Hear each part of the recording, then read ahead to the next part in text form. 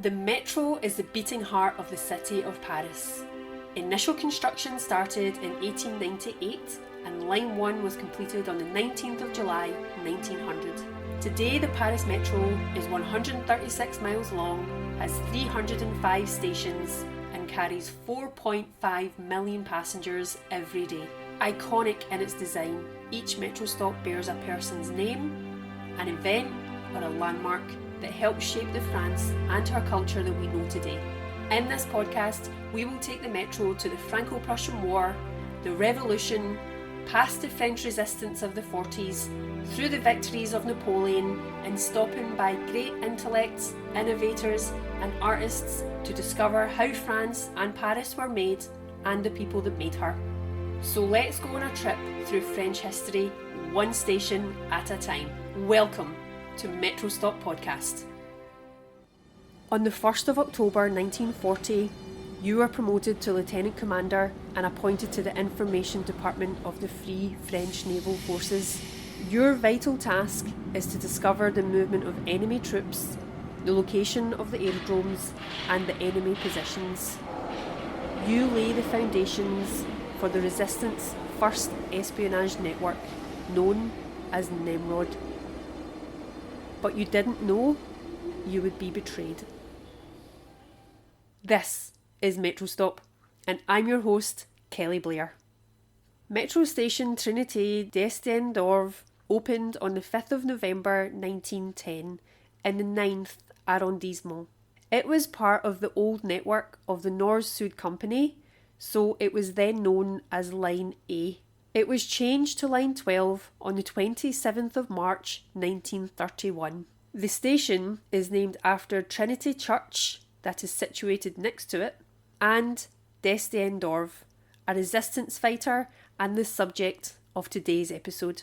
Henri Louis Honoré Count D'Estienne D'Orves was born in Verrières in 1901 into an aristocratic Catholic provincial family. The D'Estienne on his paternal side and the Vilmorin on his maternal side. Study and leisure interests in equal measure filled his happy childhood. He passed his baccalaureate in 1917. Then he was a student at the Polytechnic. He spent some time with Antoine de Saint-Exupéry, who would go on to write Le Petit Prince in 1943. He would die mysteriously in a plane crash over Corsica in 1944. Fellow students described D'Estienne D'Orves as affable with an inquiring and spiritual mind. In 1921, he chose to enter the Naval School and completed his training as a second-class ensign on the Jeanne d'Arc, on which he travelled and discovered the world and new horizons from Brazil to China and from Morocco to Bali. Each port of call was the opportunity to learn about and try to understand the people and their culture. He married Eliane de Logeril, a descendant of Breton nobility, in 1929, and by 1939 he had 4 children. When the Second World War broke out, D'Estienne D'Orves was posted to Toulon, then was stationed at Alexandria. It was there that he learned of the defeat and the signing of the armistice. Politically speaking, he is an outlier in this series' theme of communism versus fascism. D'Estienne D'Orves belonged to the right wing. His background, education and his military status might have been the reason that he took the same path as most of his class peers and gotten into bed with Marshal Philippe Pétain. But while many from the far right wing welcomed the arrival of the Vichy regime, the strongly patriotic D'Estienne D'Orves was just unwilling to accept France's defeat. He attempted to join General Paul Gentilhomme, commander of French troops on the coast of French Somaliland, who had also announced his intention to refuse the armistice, but the French colony had already chosen to ally itself with the Vichy regime. D'Estienne D'Orves then gathered a group of volunteer sailors and officers. He took the nom de guerre, Chateau Vieux, it was the name from one of his ancestors. He left the navy and came into contact with the Free French authorities. Free France was the French government claiming legitimacy over Marshal Pétain's Vichy regime. Since the fall of France in 1940, Charles de Gaulle led the Free France, as a government in exile based in London. The Free French forces supported the interior resistance movement. On the 2nd of August 1940, he sailed in a cargo ship for 2 months.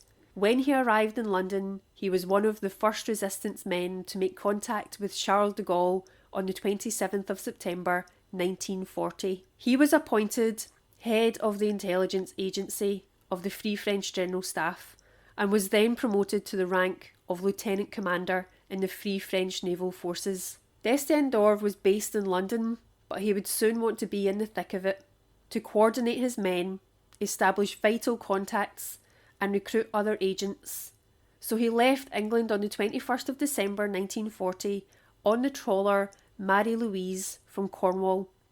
His name had now changed again to Jean-Pierre. With him on that trawler was a young man called Alfred Giesler, a young radio operator from the Alsace known as Marty. Under cover of a calm night, they clandestinely landed on the coast of Brittany on the 22nd of December 1940. Upon arrival, and with help from his 2 friends, Jan Durnik and Maurice Barlier, he set up one of the first intelligence networks in France, the Nemrod network. D'Estienne D'Orves was staying with a couple from Nantes, the Clément family. He travelled incognito around Brittany and travelled to and from Paris several times to organise his network and recruit volunteers. Christmas Day, the first radio link between occupied France and London was established. Barley's mission was to prospect in the Bordeaux region in the south, with D'Estienne D'Orves taking care of the north and the Paris area. On the 27th of December, D'Estienne was in Paris, where he met other pioneers and fighters of the resistance movement. He had left his young sidekick back in Brittany, where Marty regularly sent important messages back to London. However, it turns out this young recruit proved to be a drinker and a gossip. On returning to Nantes on the 19th of January 1941, he went home to the Cléments, who reported suspicious activities by the radio operator Giesler. He had been seen hanging around in bars and talking with German soldiers. When asked about this, Giesler said that he was simply socialising and trying to fit into the crowd, and that this was a good way to gather information. Jean-Pierre decided to bring him back to London, but it turns out Marty was the son of a pro-Nazi supporter and himself a Germanophile, and he had that very day already made contact with the German counter-espionage service. He had handed over the names of 34 members of the Nemrod network. Then the arrests came. D'Estienne D'Orves was captured by the Gestapo in the Cléments house during the night of the 21st to the 22nd of January. After a bit of a fight, he was wounded and handcuffed, and he was taken away along with his companions Maurice Barlier and Jan Durnik, and also the Cléments. Marty continued sending false messages to London until at least the February, which allowed the Nazis to find and arrest several other resistance agents. He was evacuated by the Nazis to Austria and disappeared in 1945. The arrested men were imprisoned in Nantes, where they were subjected to their first interrogations, then transferred to Angers, then Paris and Berlin, before being incarcerated again in Paris on the 26th of February to the Cherche Midi prison. In prison, to break the isolation and monotony and keep up the morale of his fellow prisoners, he organised clandestine cell-to-cell discussions. He read, meditated and prayed. Mostly he wrote. In his diary, he tells his nearest and dearest about his childhood and given examples of being a good Christian and a soldier. He wrote a letter to the prison chaplain, Franz Stock, who comforted him with prayer and meditation, saying about the future, "I pray to God to give France and Germany peace and justice, with the restoration of the greatness of my country, and also that our rulers give God his rightful place." He went on to pay tribute to his fellow detainees, saying their courage and confidence helped him keep his. There were appeals for clemency, and there were periods of hope and of disappointment. In a tragic intersection of events, if you remember from a previous episode, on the 21st of August 1941, German soldier Alphonse Moser was shot and killed in Paris in the Barbès-Rochechouart metro station by Pierre Georges. After this act of defiance, on the 22nd of August, an official signed an order turning the arrested Frenchmen into hostages.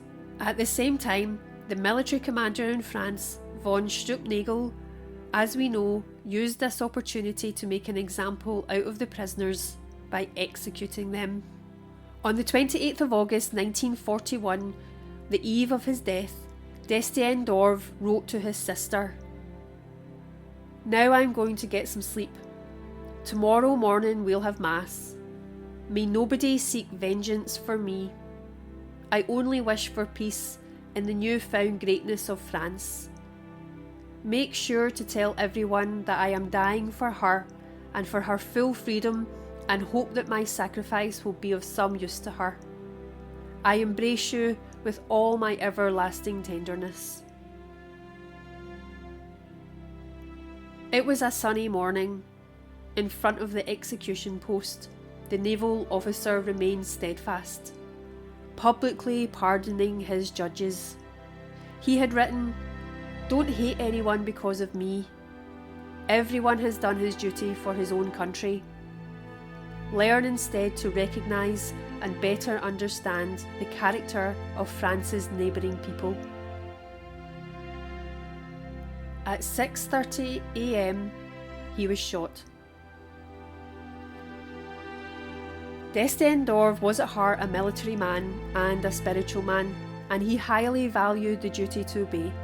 He could easily have found a position in Marshal Petain's France, but no, he could never consider that. Convinced that a battle is never really lost whilst the possibility of free action exists. In a letter to his friend from the Navy, Paul Fontaine, he makes it clear that he had a choice and fought in a way that was true to him and his values.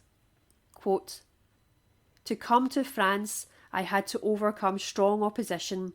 I was pushed there by nobody but myself." I will put a link to his final letters. There is one to his children, and they are really very touching, written by the hand of a man who knew his time was up and he had come to the end of his fight. On the 11th of March 1943, Louis Aragon published his poem La Rose et la Reseda, which tells of the common battle of he who believed in heaven and he who did not believe. D'Estienne D'Orves was the former. This has been Metro Stop. August 1944, waiting for the Allied response. You mobilise the citizens of Paris to rise and take back their city. It will become known as the Battle of Paris, and you finally accomplish what you and so many others have fought for, have died for: liberation. That's next time on Metro Stop.